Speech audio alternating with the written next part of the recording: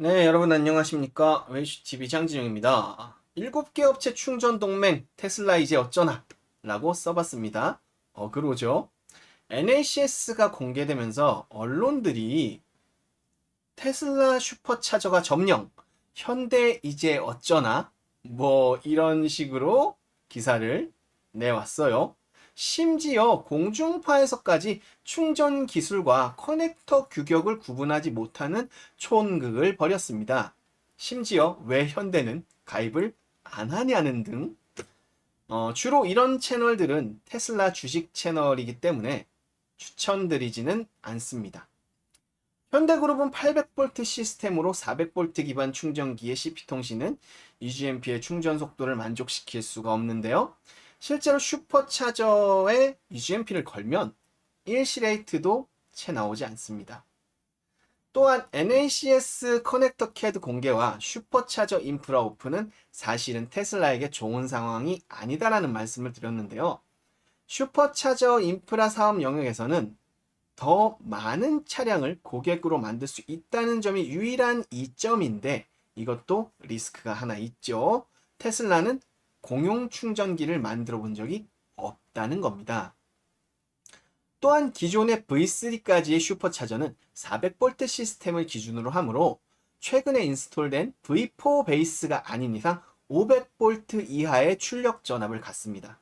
따라서 도선 저항과 배터리 내부 저항의 문제로 테슬라가 주장하는 충전 속도를 그대로 받아들일 수 있는 차량이 없습니다.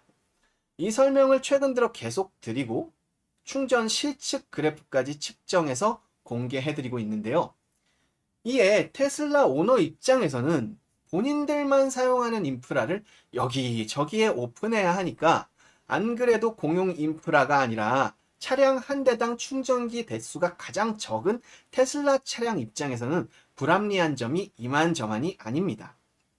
자, 그러던 와중에 제가 예상했던 말이 공식으로 나와버렸죠. 현대모터스 그룹을 주축으로 7개 회사가 충전 동맹을 통해 초급속 충전 인프라를 공동 출자한다는 것입니다.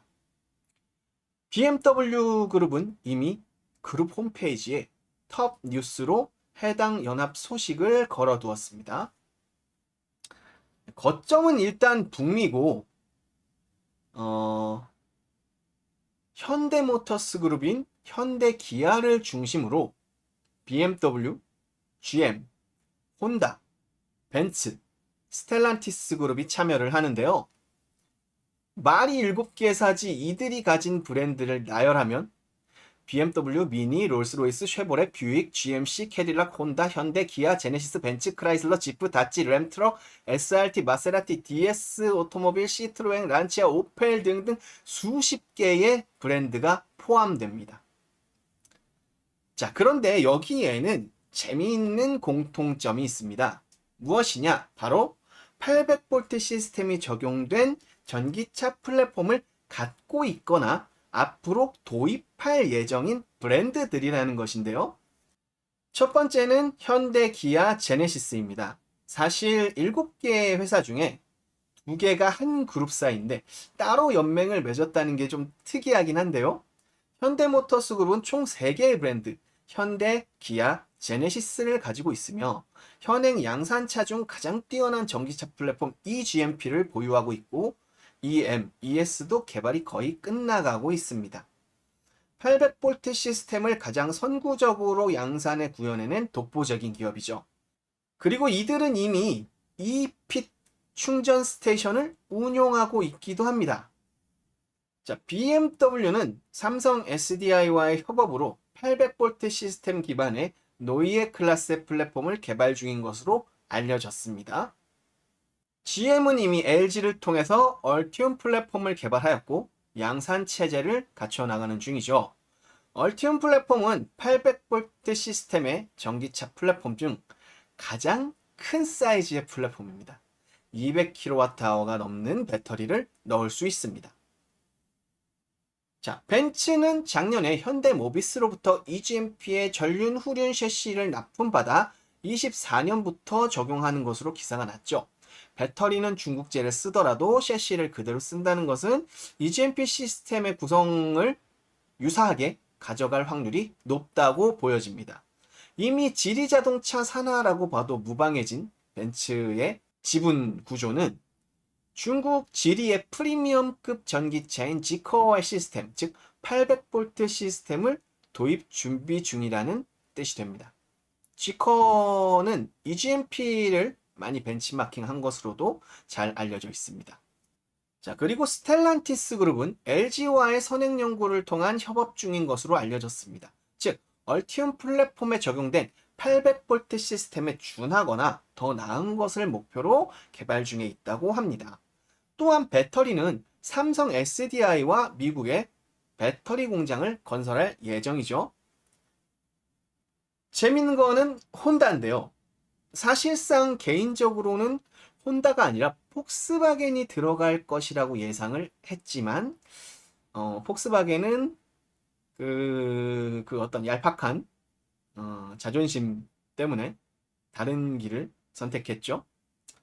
하여튼 예전에 말씀드렸다시피 혼다는 사실상 소니가 아무런 도움이 되지 않았을 겁니다. 그래서 여기저기 문을 두드렸고 GM의 얼티움 플랫폼을 사용하려고 했으나 얼티움 플랫폼은 아직 풀사이즈를 베이스로 하기 때문에 LG를 통해 얼티움 플랫폼과 같은 것을 수정 개발 요청한다는 소문이 돌고 있습니다. 자, 결국 이 연합의 7개 그룹은 800V 시스템을 기반으로 한 초급속 충전으로 차량의 경쟁력을 가져감과 동시에 그 중심에 이피트를 실제로 운용하고 있는 현대모터스 그룹이 주축이 되는 것입니다.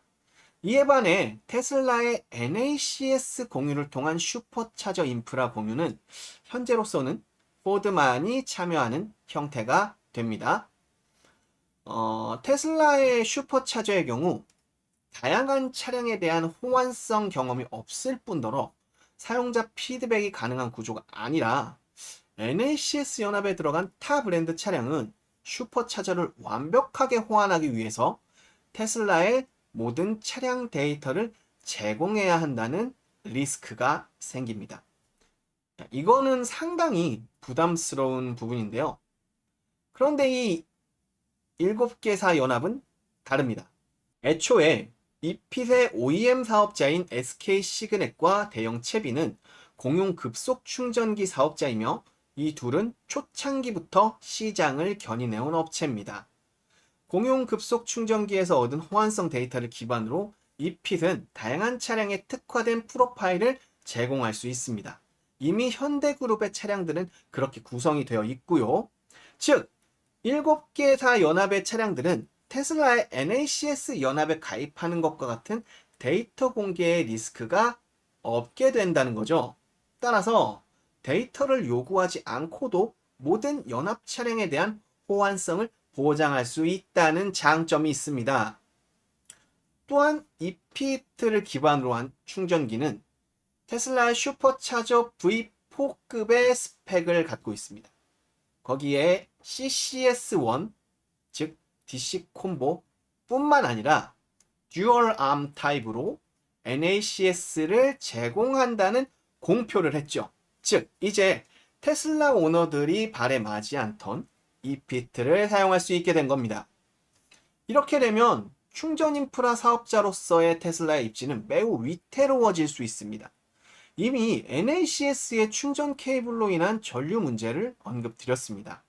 만약에 7개사 연합의 충전기가 이것을 해결한 녀석이면 테슬라 차량들조차 슈퍼차저보다 이 7개사 연합의 충전기에서 더 빠른 충전 속도가 나오게 되는 것이죠. 특히 SK 시그넷은 북미 초급속 충전기 점유율 1위 사업자로 이미 슈퍼차저 호환이 가능한 충전기를 구축해두고 있습니다. 자, 인프라 산업의 제조사들이 직접 뛰어들면서 시장이 복잡해지고 재밌어지고 있습니다. 본격적인 경쟁이 시작될 2024년이 기대가 되네요. 내연차에 비해서 전기차는 유지 관리 보수에 대한 추가 수익원이 없기 때문에 제조사들이 직접 인프라 사업에 뛰어들어서 인프라 제공으로 인한 추가 수익 보전을 노리고 있는 것으로 생각이 됩니다. 전기차 시장 못지않게 충전 인프라 시장도 관심을 갖고 전달 드리도록 하겠습니다. 더 좋은 내용으로 찾아뵙겠습니다. 감사합니다.